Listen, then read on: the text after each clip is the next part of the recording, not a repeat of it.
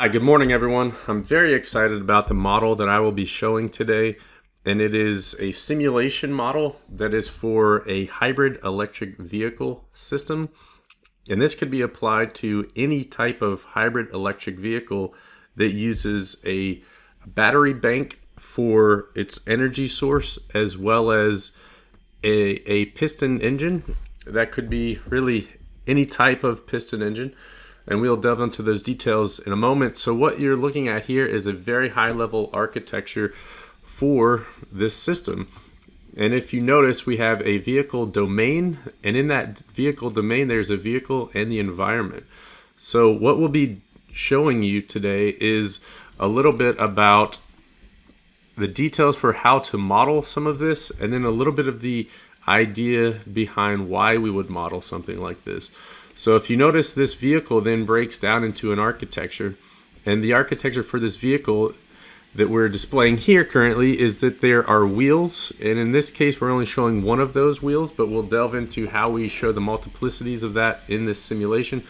And then we have a power system and a fuel tank. So this piston engine is fed by a fuel tank, but the power system has a 600 volt bus in this case, but there could be various different levels of voltages throughout this bus that could be converted. There could be a 28 volt bus as well. There could be 12 volt buses.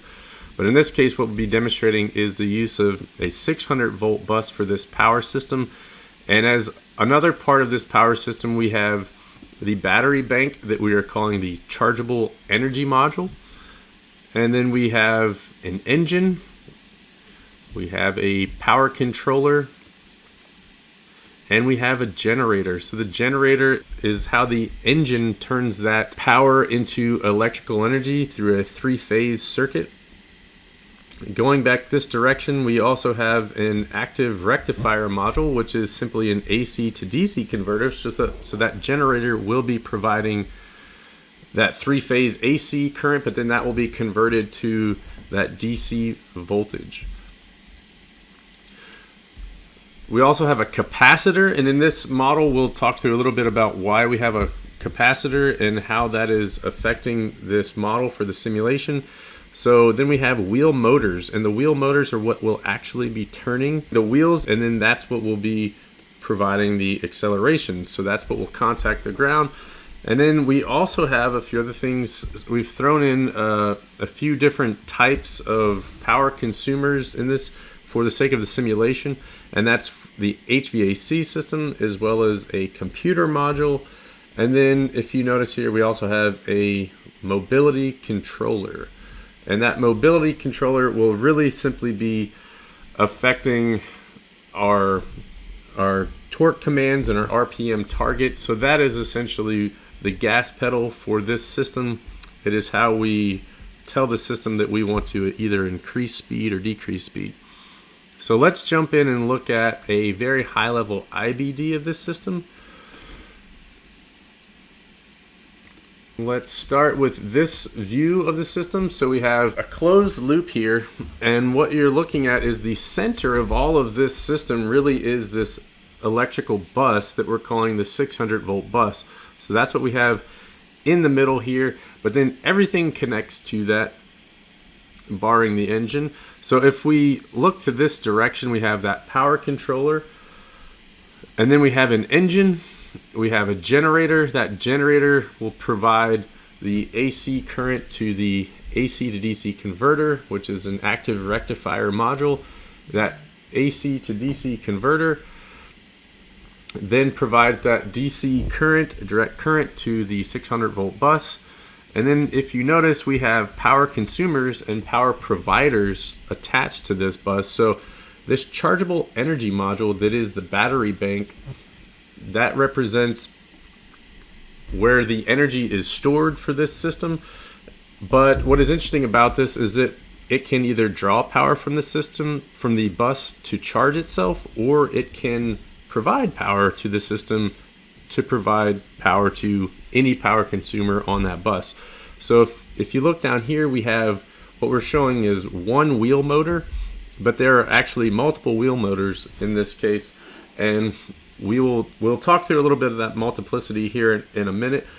And then Jumping down to here, we have an example of some power consumers, such as the computer module or an HVAC system. So we also have this capacitor that we are showing, and we'll talk through a little bit about how that is used for this simulation. Now, if you notice, what is also staring at you here are these reference properties. So if you notice, we have these dashed lines, and each of them are called Shepard parameters. So Shepard parameters are the big part of this simulation. It is really the solution architecture that enables this this power system and how everything behaves on this bus. And that's a big part of this simulation that we're going to talk about, and that's really what I'm very excited to explain to you, is how Shepard parameters can be used to manage the flow of current for each of these modules that connect to the bus. So the whole idea behind Shepard parameters is to simply look at the bus voltage. So everything will be looking at that same voltage on the bus, and then know how to limit its current accordingly. And that is the idea of Shepard parameters, and we'll talk through exactly how that can be done. This model was developed under the oversight of Frank Jones at Keswick Mobile Power Systems. I would like to highlight his contributions to this model, because this model would not be what it is if it were not for Keswick Mobile Power Systems and Frank Jones's contributions and the ideas behind this, especially for the Shepard parameters. So let's jump in and talk about Shepard parameters and why that can be such a valuable way to manage power on a power bus, especially in a system such as a hybrid electric vehicle. So let's jump back to Cameo. What I will start by explaining is using this image here. And if you notice, the shape of this curve somewhat looks like an S. So this is considered an S curve. And what you're looking at here is actually a simulation output from Cameo. And what we did here is we simply increased the voltage from 0 to 900. And what you'll see in a moment is the constraint that we use, that is a logical if-then-else expression that actually limits the current to follow this curve, which is an S curve. And this is the whole idea behind the Shepard parameters. So the equation that I'll show in a moment is what actually causes the current to follow this curve. And that is a very desirable curve and a very desirable way for modules that connect to a bus to behave. And we will go into depth on why that is and how we can actually do that. Let's look at the Shepard parameter block that we are using. So this block has all of the value properties of the Shepard parameters, and there are 14 parameters that enable this to behave in this way. So we will go into depth about definitions of each of these Shepard parameters, because that is really what is enabling this whole power system to behave properly the way we'd like it to. And each module on the bus will be running an instance of this block as a reference property, and using this constraint in order to limit their current in accordance with that bus voltage. So what is very interesting is that this is the if-then-else statement that is actually used to enable this. If the voltage is less than or equal to SV1, then the I, which is the current, will be voltage minus SV1 divided by SR1. And then we have a series of else if statements. And then down at the bottom here, we have a minimum and a maximum operation embedded in this. So that is what actually enables that negative side. The minimum part of this is what enables the negative side of this curve here. And then the max part of it is what enables the positive side of this curve.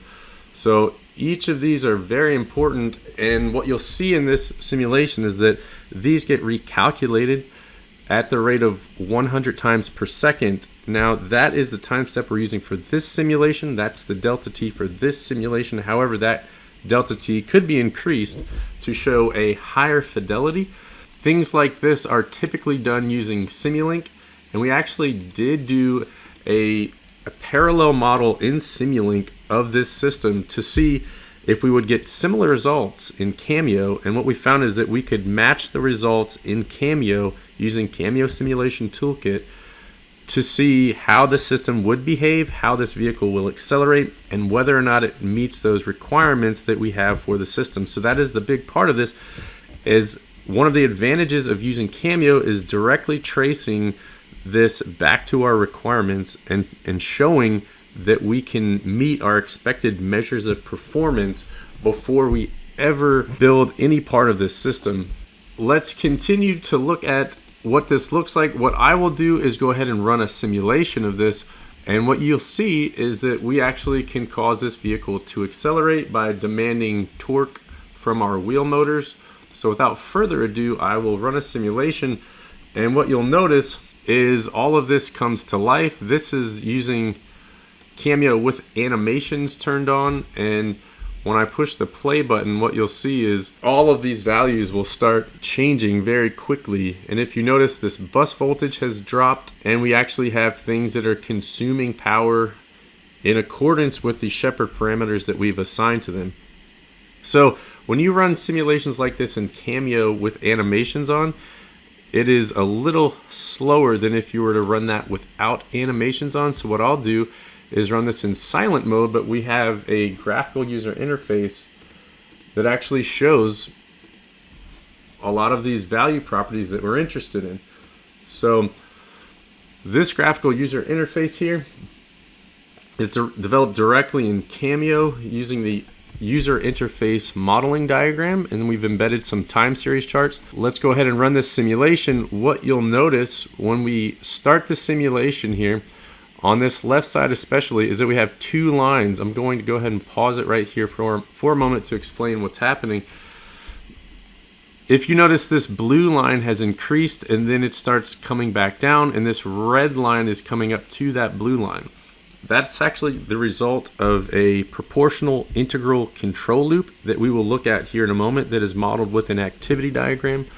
And the point of that is for the system to use a constraint to know what the target RPMs for the engine should be, and then adjust the fuel flow rate to actually cause the engine to speed up to the point where the engine RPMs come up to that desired RPM. So we can calculate the desired RPMs very quickly within that delta T time step. However, we don't want the engine RPMs to actually reach that target RPM immediately, because we would have things happening with our engine where we may dump too much fuel into the cylinders, and then you could foul your glow plugs in this case where we're using a diesel engine. So it's desirable to have those engine RPMs come up somewhat slowly. And if you notice, this is we're looking at 1 second from here to here. So within a matter of 2 seconds, we're increasing these RPMs to the desired RPMs, and that is being done using that proportional integral control loop, also known as a PI control loop. So yes, you can model that in Cameo, and we'll look at that in a moment. And that is a very desirable behavior that we're seeing here. Notice we also have this bus voltage. So this is really the star of the show here, where we have it started out at 600 volts, and then we had some power consumers such as the computer modules and the HVAC units that are drawing power immediately, and because of that, it actually pulls down the voltage. So that is what happens anytime you draw power from the bus, is that it pulls the voltage down. And as that voltage gets pulled down, each of those modules on this bus know how to react based on their own Shepard parameters and the values that are assigned to their Shepard parameters. So that is the bus voltage reacting to that draw of current. If you notice here that we have a state of charge of the battery pack, that is the chargeable energy module, and what you'll see here is it's currently at 50%, 50.045%. But if we play this simulation and let it run again, what you'll notice is that is actually increasing. And it's increasing automatically. It knows it needs to be charging itself based on that bus voltage and its assigned Shepard parameters. So it is acting automatically. There was nothing else telling it that it needed to charge other than that Shepard parameter constraint. So that is extremely valuable to have. And what you'll notice in a moment is I will send the signal here to verify our measures of performance, which will cause the vehicle to accelerate. And when we start demanding a whole lot of current from this bus, what will happen is the battery modules will immediately jump in and start providing the power that is needed for that bus. So what you'll see is the bus voltage will come down again due to that immediate power draw. And then the target RPMs will then say, we better get up because we need to provide additional power. But in the time that it takes that engine RPM to come up, the battery pack is stepping in and providing that power needed. So that is one of the main advantages of having this hybrid electric system, is that the battery pack is providing that immediate surge of energy that is needed due to that demand of current. Whereas the engine RPMs are taking a moment to get up to the appropriate RPMs to supplement that battery pack. So as I play this, what you'll see is a lot of things will start happening here very quickly. You'll notice that the vehicle will begin to accelerate. So we'll see the velocity of the vehicle increasing as well as the acceleration.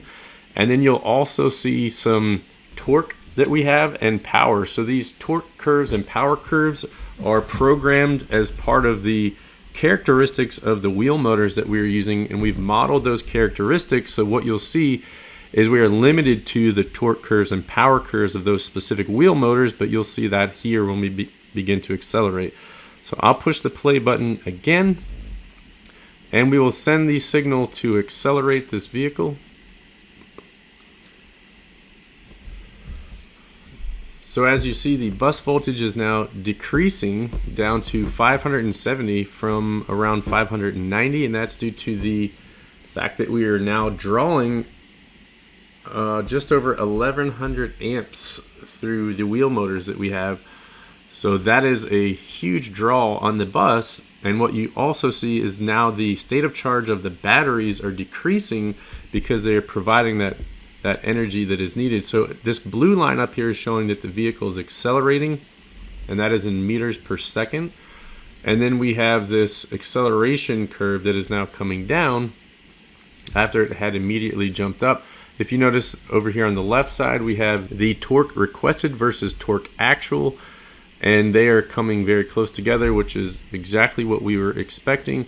And then we have the power requested versus power actual. So the power is shown as a negative value, even though that is actually a positive amount of power that we are requesting. One thing to note in this model is that we are using negative values to describe and express a draw of power on the bus, which is why this is currently a negative value, whereas any current that is in the positive range is considered an additional amount of current to that bus. So obviously we could flip the signs on that if we wanted to, but we simply left that as negative for now. So notice we could also increase the road slope to show how this would react to that. But for now, I will go ahead and pause this in order to talk through the actual setup for this and how you could build a model like this in Cameo Systems Modeler. One other thing to note is that you can calculate things such as the expected fuel range. You could calculate the range in distance or in miles. You could calculate things such as the current fuel level of your fuel tank.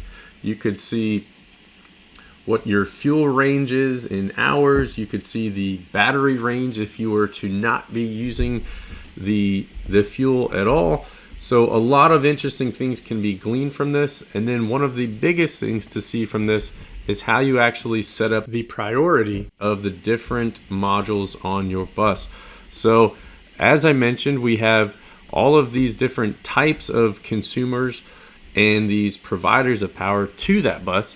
So what we can do is actually set up their Shepard parameters differently And we can do that using an instance table. So if you notice here, this is the SV0 value that we consider the nominal output voltage. By simply changing these values around, we can set priorities of different types of power consumers on this bus.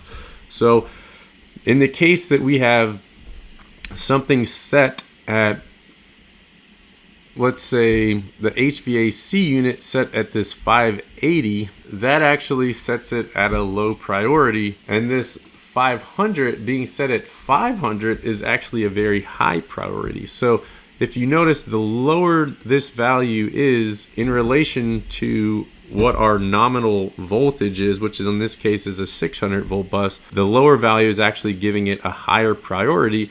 And what will happen is, and what actually happened when we're running that simulation that you may not have noticed, is when we began demanding a lot of power from the wheel motors, the HVAC system actually backed off and stopped drawing any power at all. And that was because we had this value set to a very low or very high number in relation to everything else, which is what set its priority. So notice we have some of these other values that look very similar, but then some of these are slightly different. We have power limits and current limits set in here. So what I'd like to do now is actually go through and give an explanation of what each of these 14 Shepard parameters are and what they mean. First, we'll start out with a brief explanation of Shepard parameters in general. So let's talk through this. Shepard parameters describe the operation of a power module port over the range of frequencies of interest when analyzing system interactions among power modules. At frequencies above this range, the module behavior is dominated by passive inductance, capacitance, and resistance, but the energy involved is small enough not to provoke significant interactions among modules. At low frequencies, the behavior of the system may be altered by internally or externally commanded changes to the Shepard parameters. So the Shepard parameters describe the state average operation of the system, suppressing the detailed internal operations such as pulse wave modulation switching in order to present the quasi-static behavior of the module averaged over a few switching cycles. And this greatly reduces the complexity of the system model while retaining the fidelity required to characterize and evaluate the interactions among the modules. So that is really the baseline for what we're talking about when we talk about Shepard parameters. So now let's go through and actually talk about brief definitions for what each of these 14 parameters are. And I will do that in the glossary that we've added to this model. So starting out, we have SV0, nominal output voltage. This is the nominal steady state voltage of the device when operating normally at no load. And if we look at the curve here, that is this point where the X and Y meet. If we go to SV1 negative clamp voltage, this is the voltage below which the device draws high levels of current without control, whether through a clamp device or failure. Operation below this voltage may not be permitted because it may damage the device. And if we look at the curve, that actually shows up below the x-axis, so a negative voltage, it's this point here, usually close to around negative 0.5, and that is SV1 negative clamp voltage. So let's move down to SV2 positive clamp voltage. This is the voltage above which the device draws high levels of current without control, whether through a clamp device or failure. Operation above this voltage may not be permitted because it may damage the device. So looking back at the curve, SV2 positive clamp voltage is this point here, and in this example, it's right around 950 volts. Moving to SV3, under voltage limit, this is the voltage below which the device is essentially shut down and draws or provides minimal power. It may operate in startup mode, providing minimal steady state or pulse current to attempt to raise the voltage towards nominal while not providing hazardous levels of fault or inrush current. So SV3 under voltage limit, that is this point here that you see on the curve. So in this, it is right around 200 volts. And it's hard to see on this line here, but there is actually some current being provided before it hits that low level. So then going to SV4 over voltage limit, This is the voltage above which the device ceases to operate in order to protect itself from excessive voltage at the terminals. So SV4 over voltage limit, that is this point here. SR0 operating load line, this is essentially the slope of that line that goes through the middle of this image. So SR0 operating load line, if you look at the value that we have for that, it is right around a negative 0.377 for this image. So if you notice, that's essentially the slope of this line. It's sloping downward. Let's look at the definition of that. So SR0 operating load line, this is the number of volts that the terminal voltage must change from the nominal voltage to sink or source an additional amp expressed in ohms. This droop is useful to improve current sharing among modules for damping resonance interactions among modules. While many end-use power supplies have an extremely low or even 0 ohm load line, values in the neighborhood of 5% are often beneficial in power distribution applications. So that's where we typically want to have our current right on that operating load line. Moving to SR1 negative clamp load line, this is the number of volts that the terminal voltage must change beyond the negative clamp voltage to sink or source an additional amp expressed in ohms, typically a very low impedance reflecting a diode clamp or other protective circuit, and is not a normal operating regime. So SR1, that is actually the slope of this line here. It's in the negative voltage range. So the SR1 negative clamp load line, that is actually a slope value that is this line here. SR2 positive clamp load line, this is the number of volts that the terminal voltage must change beyond the positive clamp voltage to sink or source an additional amp expressed in ohms, typically very low impedance, reflecting a diode clamp or other protective circuit, and is not normal operating regime. So similar to the negative clamp load line, this is the positive clamp load line. So SR2, let's look at that. That is this line here. It begins at that positive clamp voltage, and it also has a negative slope, and it goes off in this direction. So if we were to look at the values for this in this model, you would find that it is a negative number, and it really expresses the slope of this line here, beginning at that SV2 positive clamp voltage. And then SR3 under voltage load line, this is the number of volts that the terminal voltage must change above the under voltage limit voltage to source an additional amp expressed in ohms. This combines the functions of soft start and overcurrent foldback. So SR3 under voltage load line, that is the slope of this line here.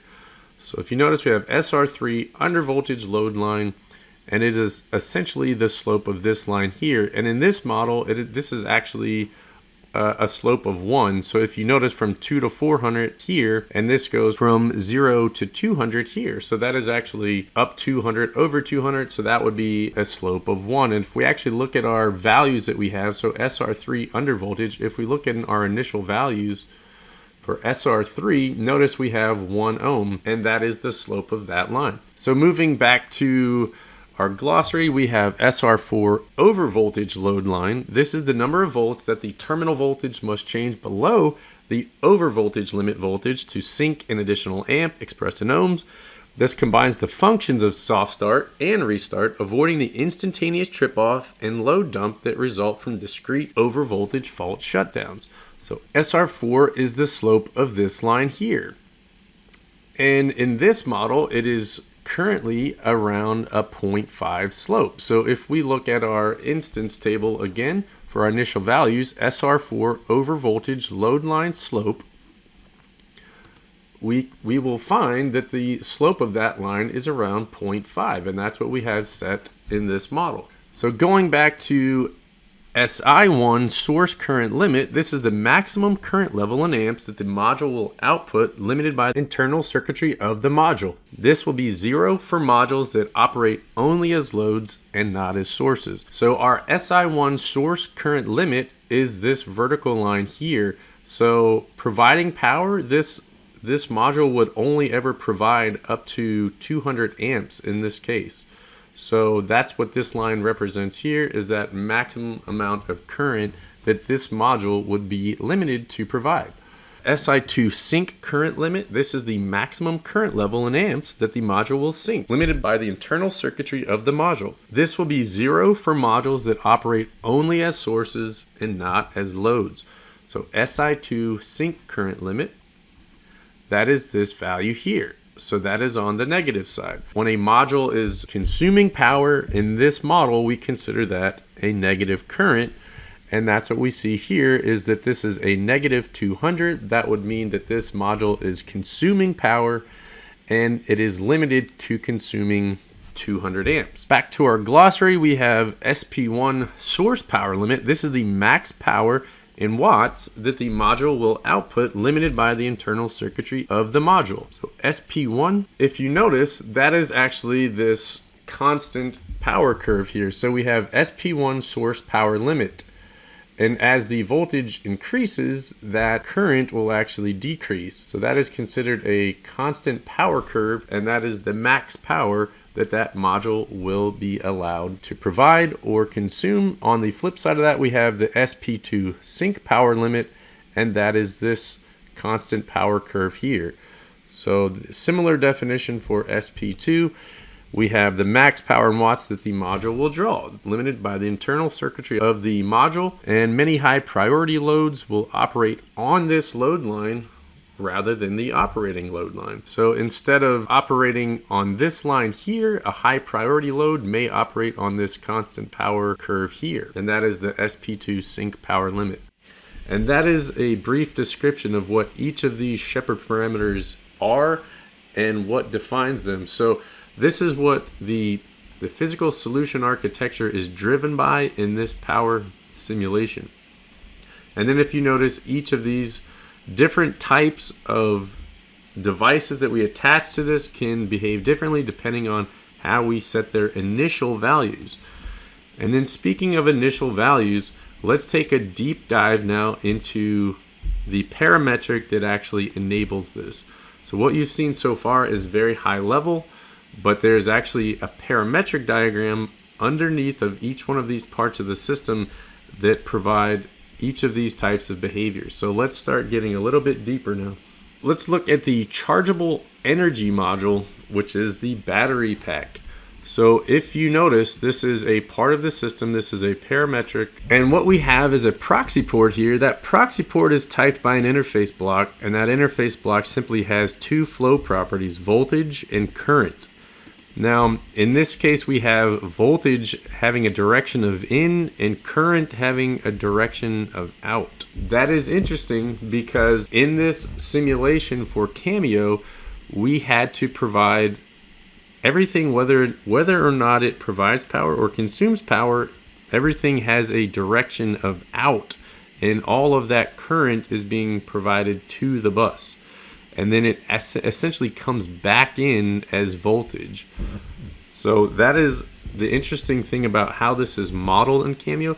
But if you notice, specifically for the chargeable energy module, its nominal output voltage is actually dynamic, meaning even if we give it an initial value in our initial values table, so if we look at chargeable energy module, it starts out with a default value of 600. However, what happens is when we run this simulation, if I run this with animations, what you'll notice when this comes to life is that it actually recalculates itself based on the state of charge of the battery.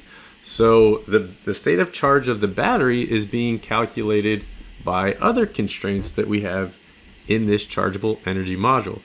So notice it automatically recalculated itself to changing its SV0 value to 585. So this dynamically updates one of its input parameters as the output of other constraints in the model. And that is what makes this extremely flexible. And it actually causes the curve of that S-curve to change shapes dynamically during the simulation. So let's look at a little bit more of what's happening. We also have this SI1 source current limit that is being dynamically updated as well. And this is in order to essentially keep the battery pack from going below a 5% state of charge. So what we have is set the source current to 0 when the battery is drained, and we call it drained when it hits 5% state of charge.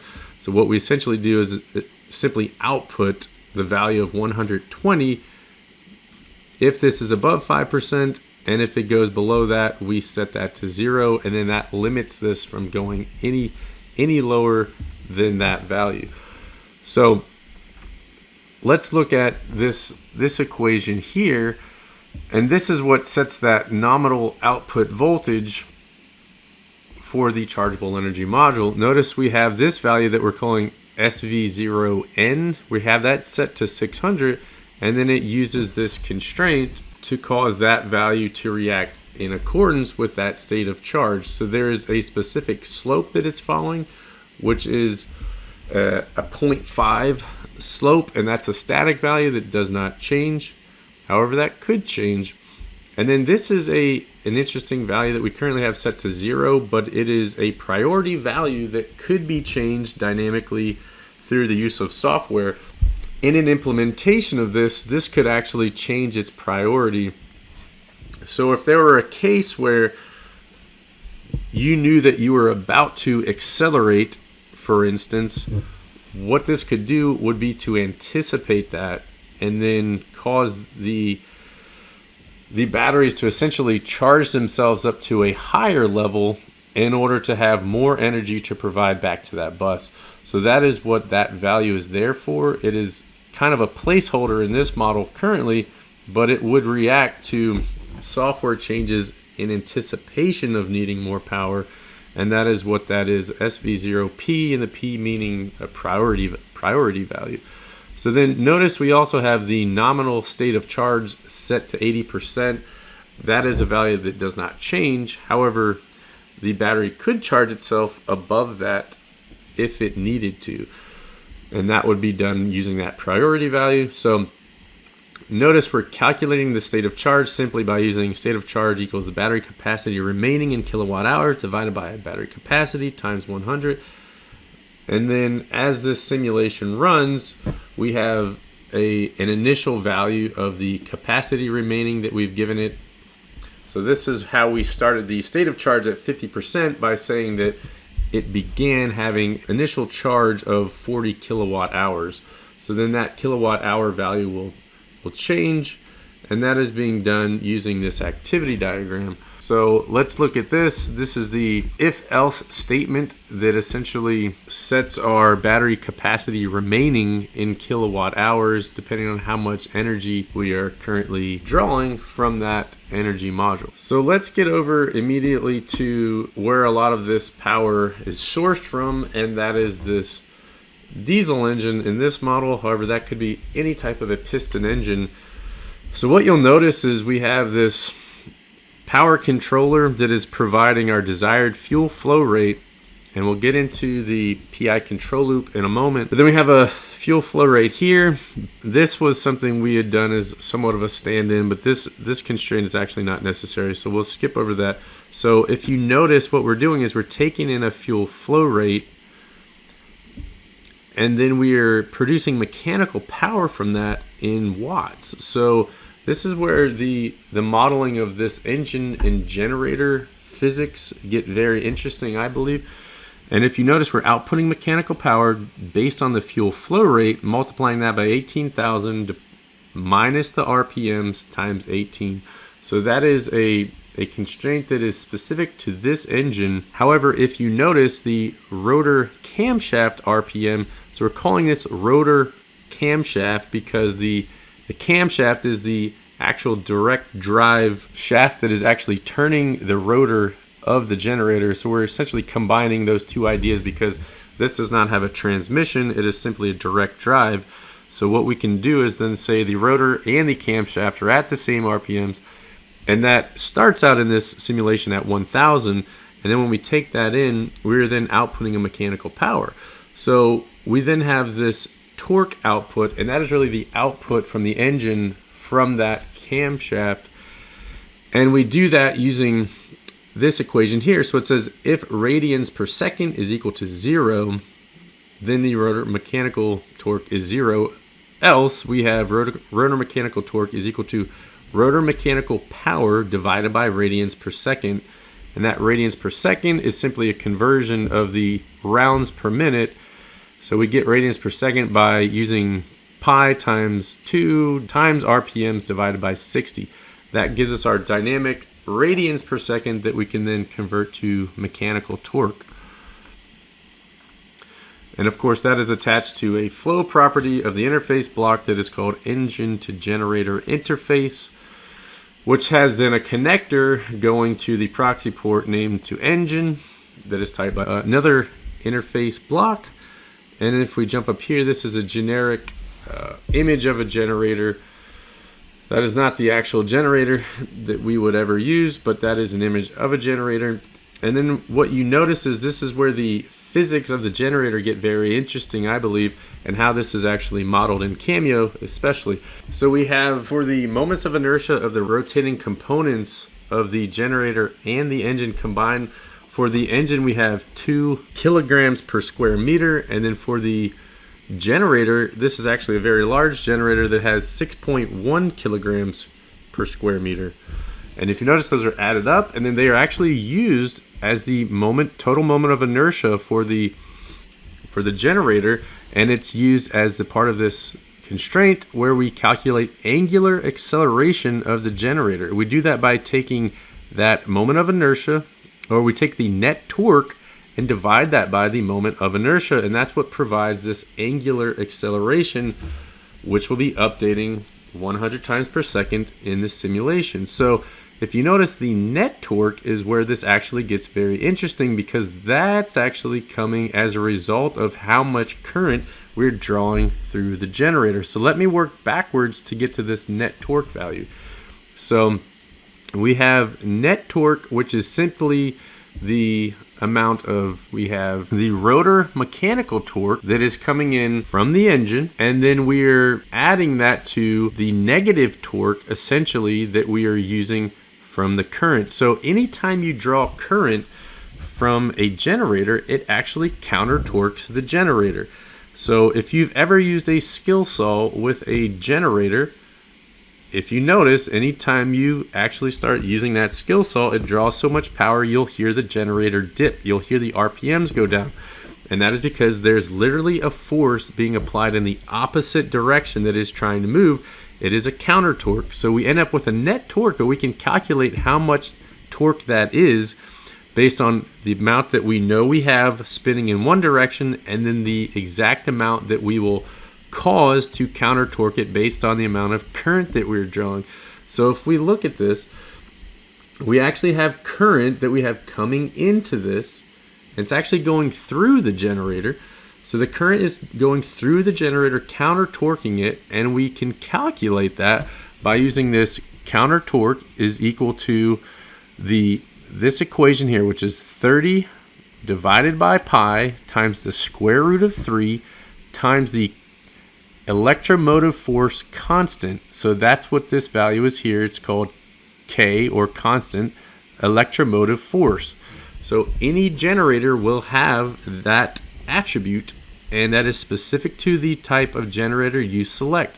So you can use the value that is a characteristic of that generator as part of this equation to calculate the amount of counter torque that you will experience anytime you draw current through that generator.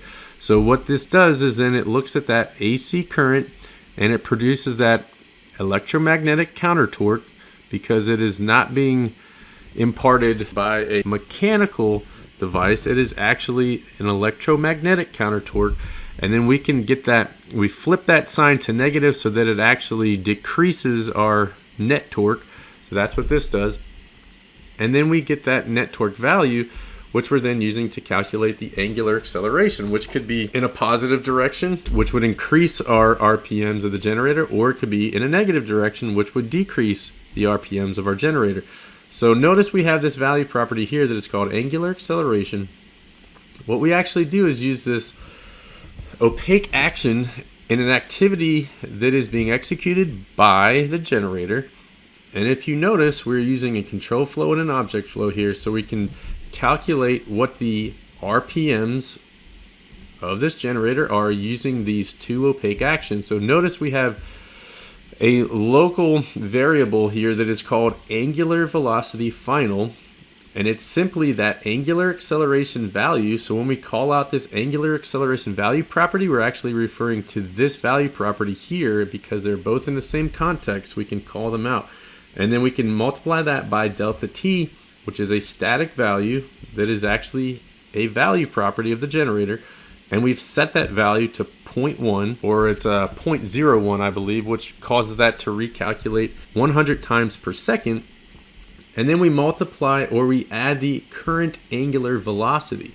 So that is important because that is what we're really trying to integrate to, is the current angular velocity. So this is now an integration. We integrate it by taking what it is currently, multiplying that by the delta t times angular acceleration, and then we get the new angular velocity. So that was integrated with the angular acceleration using this loop.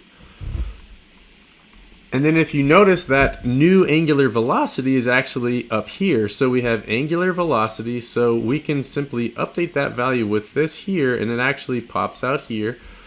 And if you notice, we are then producing the rounds per minute of this generator. And what is interesting about that is if you know the RPMs of the generator, then you know the voltage of the generator. So that is how this generator produces a specific voltage. And we do that going back a moment to RPMs. Basically, we calculate the RPMs from the radians per second, which is what this angular velocity value was in. And we divide that by, in this case, 0.10472. That gives us our round per minute. And then what is interesting is we now take that electromotive force constant, again known as KEMF in this equation, multiply that by the RPMs, and we get the voltage. So now let's jump over to where that voltage goes. It is actually traversing this connector here through these two proxy ports. So we have voltage that pops out here. It goes across the connector and then is then updating the voltage of our AC to DC converter. So the AC to DC converter is also an active rectifier module. And we'll get into this multiplying by 6 here in a moment. But what it is doing is essentially going into this constraint here. It outputs AC current based on the DC current multiplied by the DC voltage divided by AC voltage divided by the square root of 3. So that is what you see here. And then we're actually getting into having some more of these Shepard parameters. We're only showing 3 of these parameters at the moment, actually only 1 of the Shepard parameters. But then we also have an output of the current and an input of whatever the voltage is of the bus, because everything looks at the bus voltage as an input to know how to output. So this is what the constraints look like that cause this to provide a specific DC current. Now let's jump down to the bus. The bus is actually very simple. What we have here, we've hidden some of these value properties, but each one of these proxy ports has an output of voltage and an input of current, and then the current is simply added up. So because everything either provides a power to the bus as a positive current value or consumes power from the bus by using a negative value for current, we can simply sum them up using this 2 capacitor value. So we send all this to the capacitor, we sum up all of those currents, whether or not they are positive or negative, we send them to this capacitor, and this is really one of the stars of this show, is the capacitor, because this is what actually sets the voltage for everything in this simulation. Then we have what we are considering a virtual capacitor that has capacitance of 2.2 farads, and that is proportional to the step size of this simulation. That's why we needed to have such a large capacitor.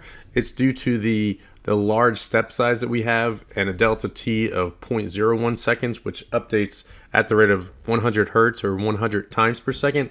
However, if we were to increase the speed of the simulation to an actual control step size, which would be somewhere along the lines of 100,000 steps per second, then that capacitor value would shrink proportional to that. So instead of having 2.2 farads, the capacitor would reduce to around the size of 0.0022 farads, which would be along the lines with an actual physical capacitor's capacitance. And that's the similar type of loop that we had for angular acceleration, because we're integrating, and then we get that new voltage, and then that voltage is simply output back to the bus, and that's what this is here. So that is that bus voltage that all of the other modules that connect to this bus will then look at and know how to behave in accordance with that voltage.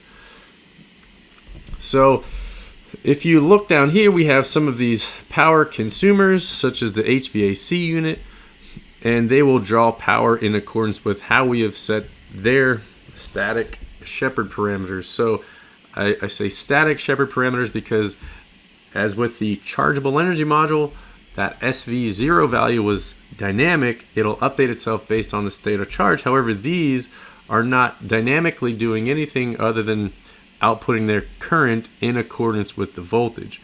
So there's no other Shepard parameter for these consumers that are being dynamically updated during the simulation.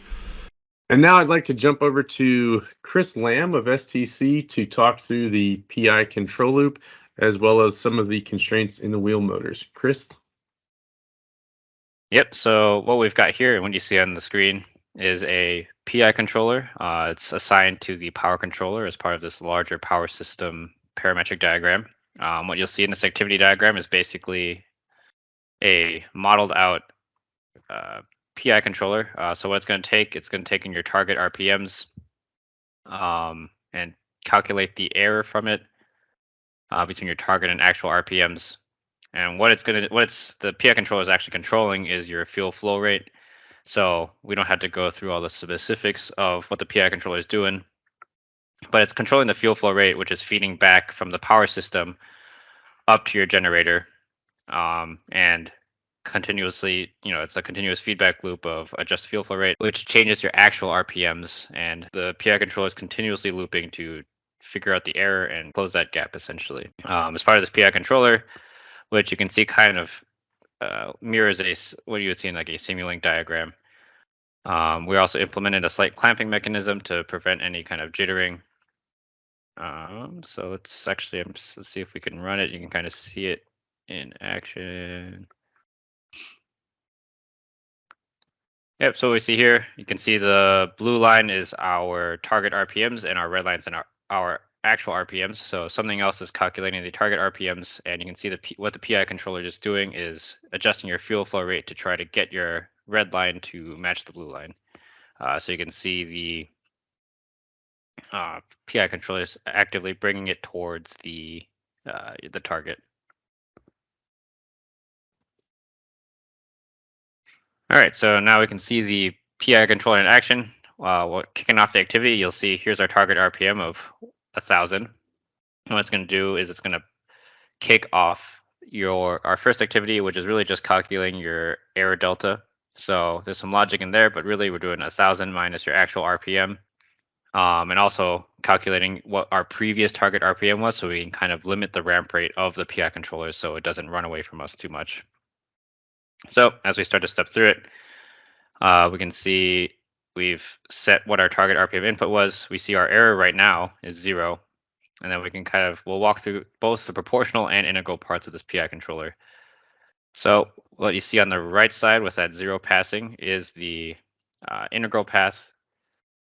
So you can see there's also a decision node if we are planning to clamp the integral, we'll just set the integral value to 0, which we can see the logic for later for when we want to clamp or not clamp. But here we're just going through all the integral terms. And then you'll also see the fuel flow, the proportional term flow through. Right now, since we're at the very beginning, everything is 0. Here we just set our desired fuel flow rates. And this is the clamping logic, where we're just going for comparing the initial versus desired fuel flow rates, just to make sure we are not growing the integral term too rapidly. So we don't need to go through all the clamping logic, but run forward a little bit. So you can see the signs match is true, the before not equal after is false, so we don't need to clamp. And then basically we're going to run through the loop and rinse and repeat, and we'll start to see the values changing. So now you see that there is an error RPM, so now we start to get some error, and now we can start to see the integral terms and proportional terms accumulate to adjust our fuel flow rate. So if we let it run all the way through again, so now we see there is an fuel flow integral value and there is a proportional value. So now we start to see a fuel flow rate getting passed out to the rest of the system.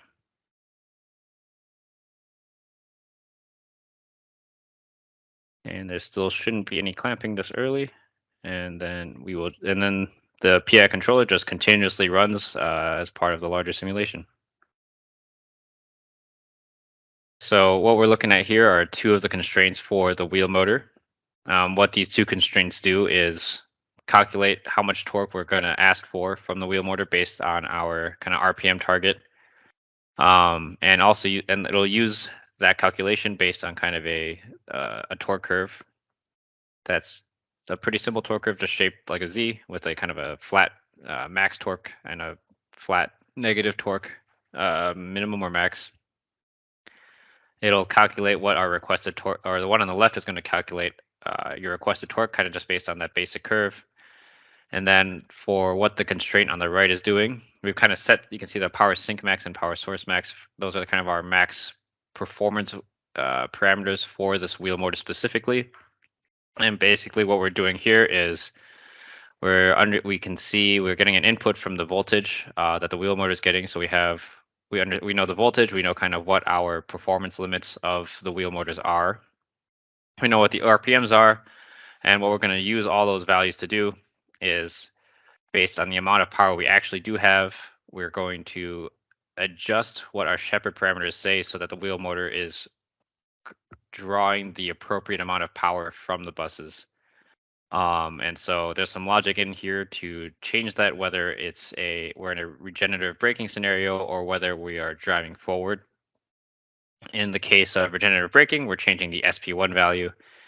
In the case of forward movement, we're setting the SP2 value, and depending on those, we're also setting the SV0 values so that the wheel motors can properly provide power or draw power from the bus by setting the SV0 above or below what our current voltage is.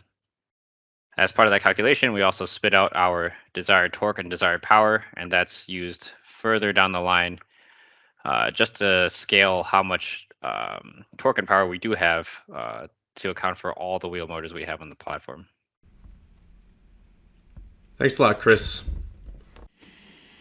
So we have these wheel motors, and they are operating in accordance with their own Shepard parameters. As I mentioned, there are more than one wheel motor in this simulation. However, instead of using the idea of multiplicities to have more than one, we're actually simply multiplying the values by how many we had.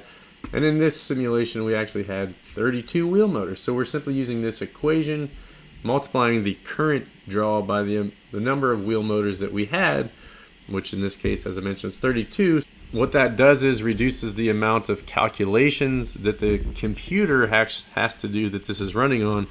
By, instead of having to do all of this 32 times, we simply take what is outputting and multiply it by that number of wheel motors. So that value in this should actually be a variable. It should say number of wheel motors. And that's how you can actually reduce some of the calculation costs for your computer in order to make your simulation a bit more efficient.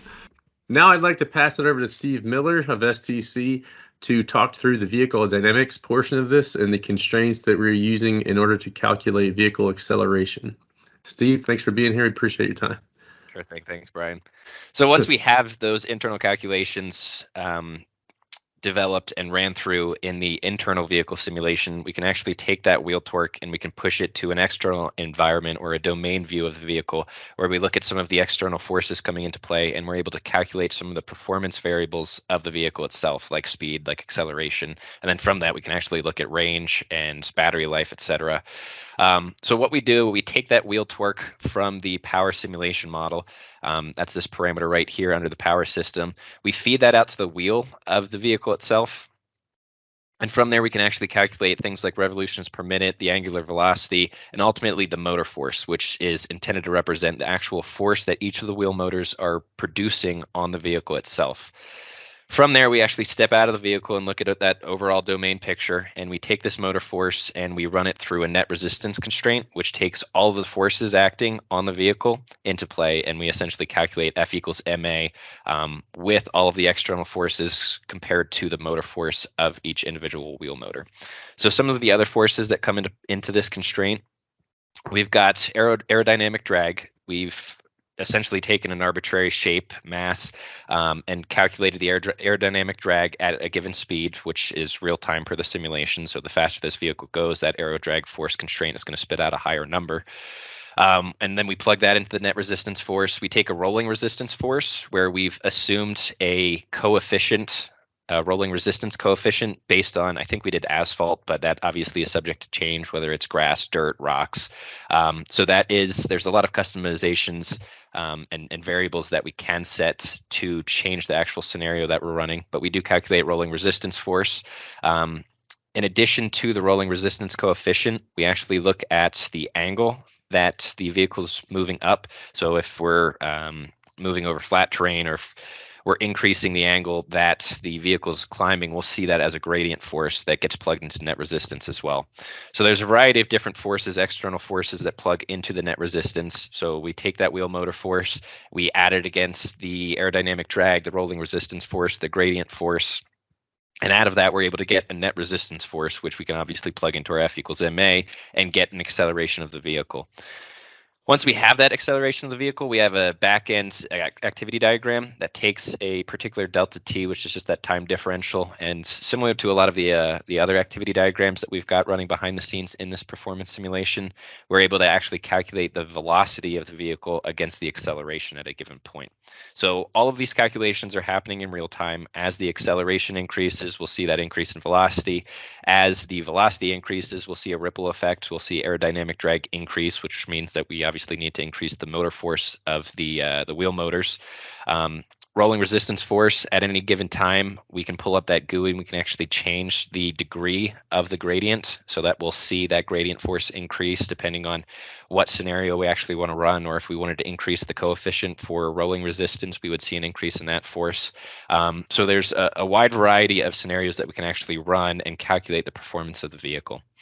So that gives us an idea for acceleration and overall velocity. Once we have that, we can actually take a look at the total range calculations. So depending on the power consumption back in the power domain simulation, and depending on the speed of the vehicle, we can actually take a look, and this is displayed in the GUI, but we can take a look at what our anticipated range is based on the vehicle.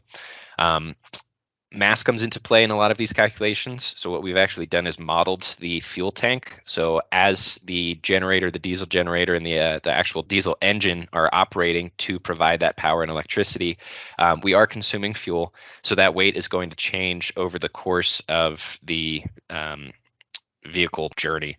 So we'll see that mass decrease, which in turn would increase our range to an extent. I mean, the mass is going to get a little bit lighter, which means that the wheel motors are going to work a little bit more efficiently, but that's also reducing the overall lifespan of the batteries. So the batteries aren't going to be able to charge forever. Once we run out of fuel, that consumption, or that diesel generator, is no longer able to charge those batteries, so we'll see a drop in range. And all of that is displayed in the GUI itself, so we can actually set a designated fuel capacity. So I think it's set at like 950 gallons right now. But if we wanted to simulate, okay, how much range do we have at 450 gallons, we can actually do so through this simulation.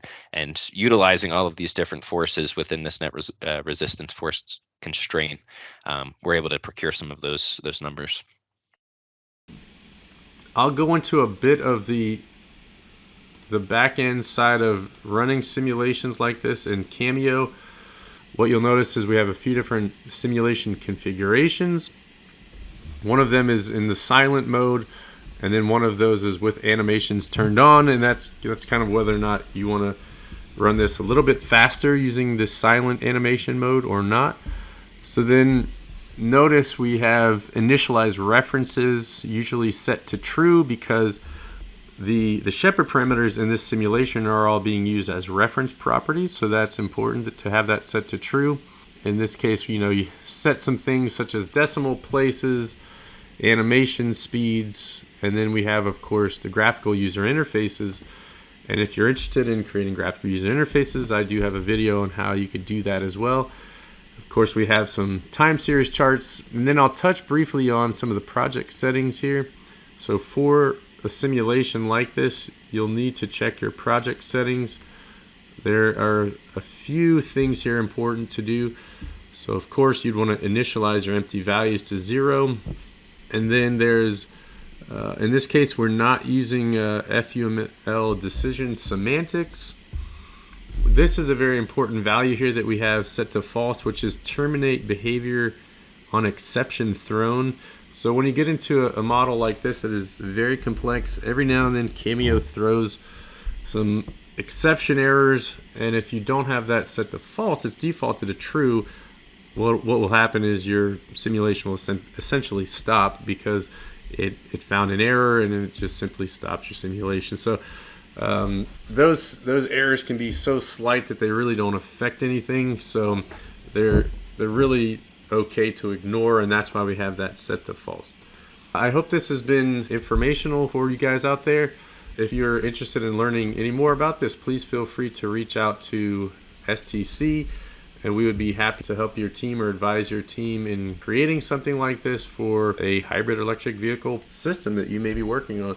Appreciate your time. Also, if you're looking for a team of MBSE experts, STC has over 100 model-based systems engineering experts who work in a multitude of different domains. Also, if you're interested in licensing or in need of licensing for Cameo Systems Modeler or other Dassault Systems products such as CATIA Magic or Magic Cyber Systems Engineer, which is the commercial version of Cameo Systems Modeler, we'd be happy to help provide you with those licenses, as STC is a Dassault Systems partner, and we are able to resell those licenses to you guys. So I hope this has been helpful. If you have any questions on this, please feel free to reach out. Thanks a lot.